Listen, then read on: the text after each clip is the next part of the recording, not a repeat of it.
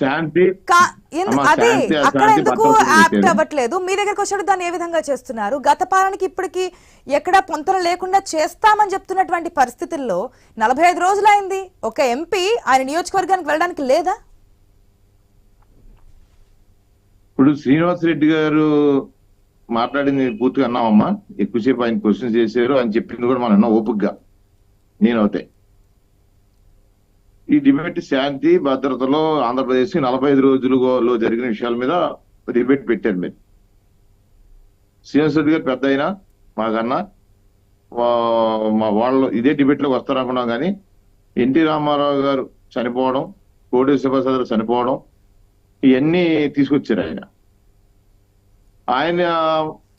నేను ఆయన చెప్పిన దానికి సమాధానం చెప్పబోతే ఈ డిబేట్ ద్వారా ప్రజలకు వేరే సంకేతం వెళ్తుంది.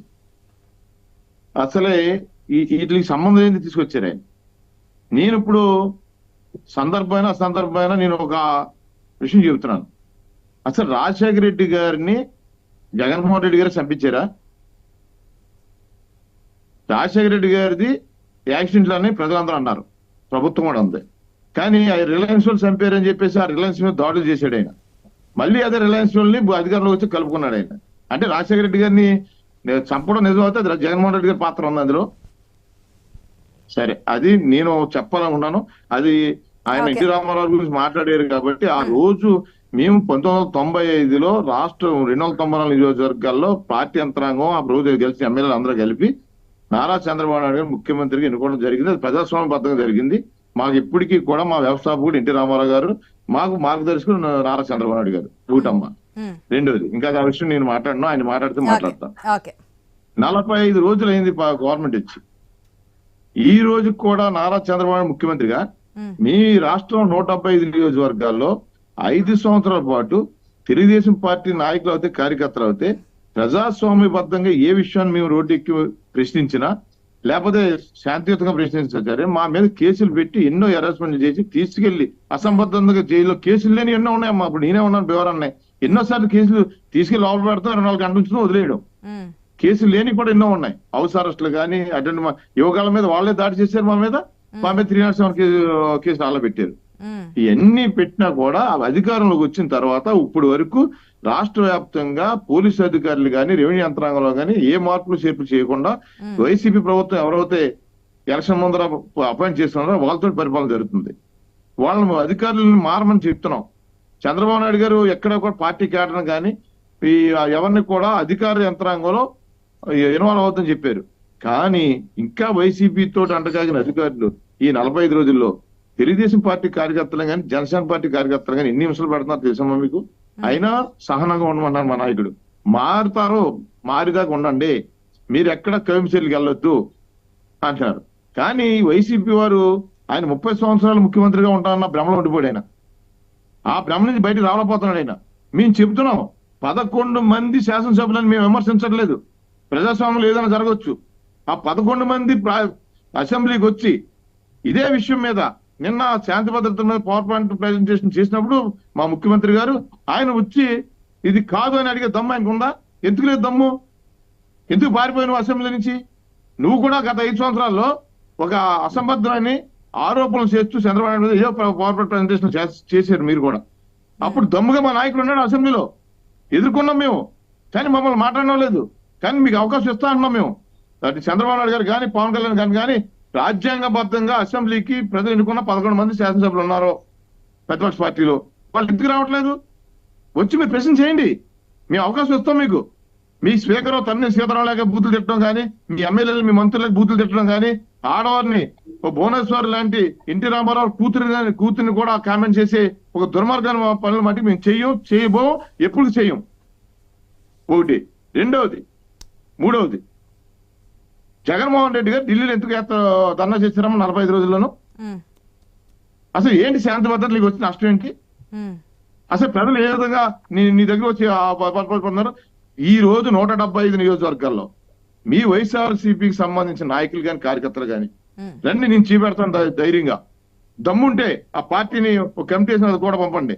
మా ఎమ్మెల్యేల చుట్టూరు, మా నాయకుల చుట్టూరు అయ్యో బాబోయ్ ఈ జగన్మోహన్ రెడ్డి ఈ పార్టీలో ఉండలేము మేము, మీరు మమ్మల్ని చేర్చుకోండి అని మా ఇళ్లలో చుట్టూ తిరుగుతుంటే అసలు ఆహా. మా కార్యకర్తలు ఇది ఇదేంటి ఇదేం millennium కర్మ? joke.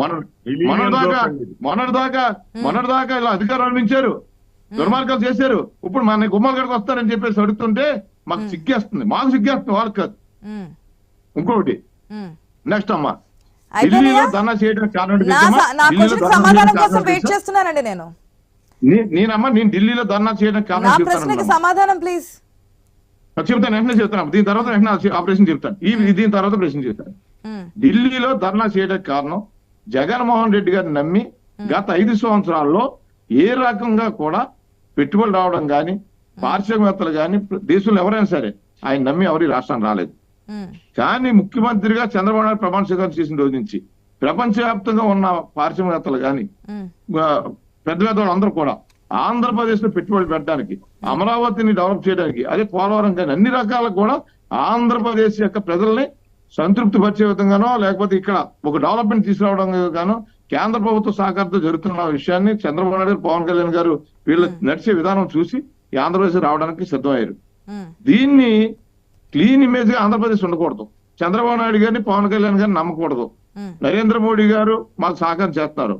వీళ్ళందరినీ బెదరగొట్టడం కోసం ఢిల్లీలో ధర్నా చేసి ఆంధ్రప్రదేశ్ లో పెట్టుబడులు పెడితే రేపు రాబోయే రోజుల్లో మా కార్యకర్తలు మేము కూడా ఇంకా బలంగా ఉన్నాం, మేము మీ అక్కడ అంతా సాపిగా లేదు, శాంతి పద్ధతిలో మీరు రావద్దని వాళ్ళందరూ బెదరగొట్టడం కోసం ఈ ఆంధ్రప్రదేశ్ ప్రజల్ని నట్టేట ముంచడం కోసం ఇతను ఈ కార్యక్రమం చేస్తున్నాడు తప్ప ఆంధ్రప్రదేశ్ ప్రజల కోసం కాదు, శాంతి భద్రతల కోసం కాదు.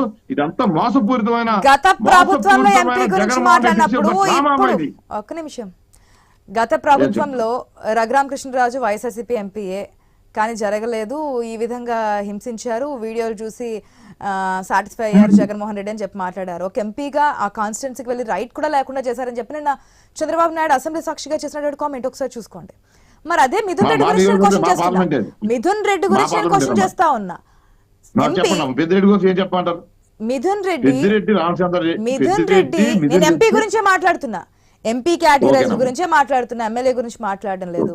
ఎంపీ కేటగిరీ మిథున్ రెడ్డి గతంలో వస్తానంటే అడ్డుకున్నారు, పోలీసులు అక్కడికక్కడ ఆపేశారు, వెళ్ళొద్దన్నారు, కొంచెం సెటరేట్ అయ్యే వరకు ఆగండి అన్నారు, మళ్ళీ మనం వెళ్తుంటే మళ్ళీ కూడా ఆపేశారు. ఒక ఎంపీ ఆయన నియోజకవర్గానికి వెళ్ళే రైట్ లేదా? గతంలో తప్పు అన్నప్పుడు ఇప్పుడు కూడా తప్పే అవుతుంది కదా. మీరు చెప్పిన దానికి నేను సమాధానం ఓపుగానమ్మా. రఘురామకృష్ణరాజు గారు నర్సాపురం పార్లమెంట్ కి వైఎస్ఆర్సీపీ ఎంపీగా ఎన్నికయ్యారు. ఆయన ఎన్నికైన తర్వాత ఆయన పెద్ద మనిషి, పారిశ్రామికవేత్త, ఇక్కడ మాకు ఒక గుడిలో ఉన్న వ్యక్తి. ఆయన ఇలా ఏ రకంగా నిలువరించారు? మళ్ళీ ఎప్పుడు నిలువరించారు? ప్రజావేదిక కూల్చినప్పుడు, ఈ అక్రమంగా అరెస్టులు చేసినప్పుడు మన వైసీపీ ప్రభుత్వం ముఖ్యమంత్రిగా, మీరు చిన్నవాడు కాబట్టి మీకు తెలియపోవచ్చు, రాజశేఖర రెడ్డి గారి పరిపాలన, మీ నాన్నగారి పరిపాలనని చూసి ఆ రకంగా వెళ్దాం మనందరం కూడా. రాబోయే రోజుల్లో మళ్ళీ కూడా మనం మీరు 30 సంవత్సరాలు ముఖ్యమంత్రి ఉండాలంటారు కాబట్టి ఆయన ఒక సలహా చెప్పాడు. చెప్తానండి, నేను అది దాంట్లో వస్తానమ్మా. ప్రజాస్వామ్యం కోసం జగన్మోహన్ రెడ్డి గారిని హెచ్చరించినప్పుడు తప్పు కాదా? ఏదైనా కావచ్చు, ఎంపీ క్యాండిడేట్ పార్లమెంట్ స్థాయి మెంబర్ ని నియోజకవర్గం రావడం తప్పు అన్నప్పుడు, ఇప్పుడు మీ ప్రభుత్వం వచ్చినప్పుడు వీటన్నిటికీ మేము పక్కన పెడుతున్నాం అన్నప్పుడు ఎందుకు మిథున్ రెడ్డి విషయంలో ఈ విధంగా చేస్తున్నారు? ఇదెందుకు దానికి యాప్ట్ కాదు? మా మిథున్ రెడ్డి తండ్రి ఈ రాష్ట్రంలో ఎన్ని పాపాలు చేశారో మీకు తెలుసు. 5 సంవత్సరాల పాటు ఒక మద్యం విషయంలో, ఒక కల్తీ మద్యం అమ్మి ఎన్ని లక్షల మంది జనం ప్రాణాలు కోల్పోయి తెలుసు. ఇద్దరు తీసుకోండి, చట్టపరంగా రాజ్యాంగబద్ధంగా మేము చర్యలు తీసుకుంటాము, అంతేగాని ఈ విధంగా కక్ష సాధింపులకు పాల్పడమంటున్నారు. మీరు విచారణ కమిటీ వేయండి, దాంట్లో దోషులు ఉంటే శిక్షించండి. ముఖ్యమంత్రి గారు అదే చేస్తున్నారు కదమ్మా. వాళ్ళు ఇంకా కూడా అధికారంలో ఉన్నామన్న దుర్మార్గమైన ఆలోచనలో ఉన్నారు. ఇంకా ఒక సబ్ కలెక్టర్ ఆఫీస్ లో ఫైల్ తగలబెట్టిన వాళ్ళు ఎవరమ్మా? తండ్రి కొడుకులు కదా. యాక్షన్ తీసుకోండి సార్, యాక్షన్ తీసుకోండి, యాక్షన్ తీసుకోండి. వాళ్ళు స్వాగతిస్తున్నారు కదా, యాక్షన్ తీసుకోండి. మీ దగ్గర ప్రూఫ్లు ఉన్నాయి, ఆధారాలు ఉన్నాయి, వీళ్ళే చేశారని చెప్పి మీరు పక్కాగా చెప్తున్నప్పుడు యాక్షన్ తీసుకోండి. అంతేగాని ఒక ఎంపీ నియోజకవర్గానికి వెళ్ళకుండా అడ్డుకుంటాం, గతంలో తప్పనప్పుడు ఇప్పుడే విధంగా కరెక్ట్ అవుతుందని